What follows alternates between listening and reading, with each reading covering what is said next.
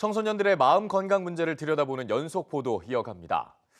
우울이나 불안 같은 정서적 문제부터 자해와 자살 시도까지 청소년들의 마음 건강을 나타내는 지표는 나빠지는 추세입니다.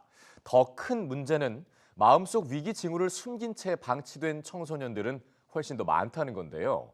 실제 EBS 취재진이 모바일 기반의 청소년 상담 데이터를 분석해 봤더니 자살 시도가 우려될 정도로 극단적인 상태에서 신고된 건수가 지난 1년 사이 3배 이상 급증한 것으로 나타났습니다. 서진석, 배아정 기자가 이어서 보도합니다.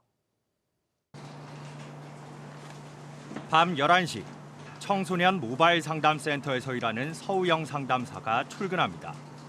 야심한 시각이지만 도움의 손길이 절실한 아이들의 상담 요청이 끊이지 않습니다. 출근한 지 1시간도 되지 않아 코드 블루가 떴습니다.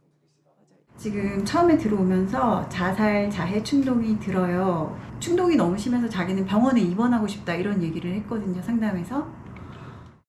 구체적인 자살 방법을 언급하는 등 긴급한 상황일 경우 상담사는 경찰이나 구급대에 신고하게 됩니다. 약 50분 뒤 신고자의 상태를 확인합니다. 어떻게 됐어요? 있는 병원으로 응급 입원 조치했습니다. 올해 이 센터에서 청소년 자살 시도나 자해 관련 상담으로 신고하는 경우는 매달 평균 29건, 하루에 1명꼴입니다. 112 신고를 하는 와중에도 쉴 새 없이 울리는 상담창 알림 소리에 한시도 긴장을 늦출 수 없습니다. 이미 자해를 해가지고 피가 철철 흐르는 상태에서 여기 와가지고 이제 혼자 감당이 안 되니까 부모님한테는 혼날까봐 말을 못하고 그리고 자기가 어떻게 해야 될지 모르니까 일단 여기 오는 거예요, 애들이. 청소년 모바일 상담센터의 상담 건수는 최근 5년간 해마다 7만 건 넘게 접수되고 있습니다. 이 가운데 자살 시도가 심각하게 우려돼 112와 119가 출동한 건수는 지난해 기준 65건. 그런데 올해는 지난 8월까지 이미 238건으로 지난해 전체 건수를 3배 이상 넘어섰습니다. 10건이 넘어가기도 하는 상황이고 그렇기 때문에 그 신호를 놓칠 가능성도 분명히 있다고 보고요. 그러기 위해서 저희가 많은 상담원들이 조금 더 대기를 하고 점심시간에도 학교에 있는 학생들은 불안과 우울, 심하면 자살 충동 문제까지 호소하고 있습니다. 뿌리 깊게 박힌 마음 건강 문제를 50년 가까이 지원해온 또 다른 기관의 이야기, 이어서 배아정 기자가 취재했습니다.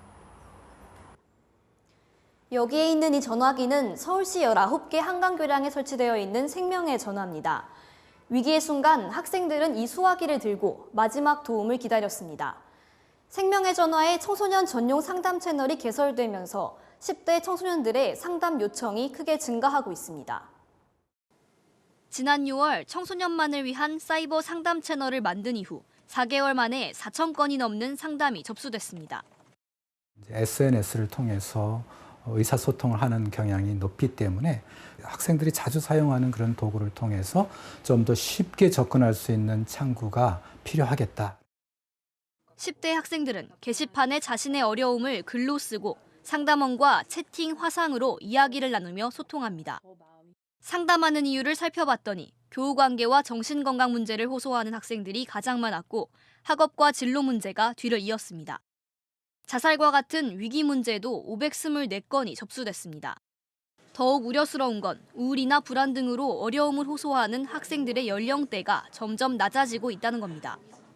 보통은 중학생의 나이대 혹은 고등학생의 나이대가 주된 청소년 내담자이기는 한데 최근 들어서 초등학생 내담자들이 많이 들어오면서 만 10세, 11세, 12세 이 나이대 청소년들도 많이 입장을 하고 있습니다. 계속 늘어나고 있는 마음 건강 위기 학생. 급증하는 상담 수요가 청소년들의 절박한 호소를 보여주고 있습니다. EBS 뉴스 배아정입니다.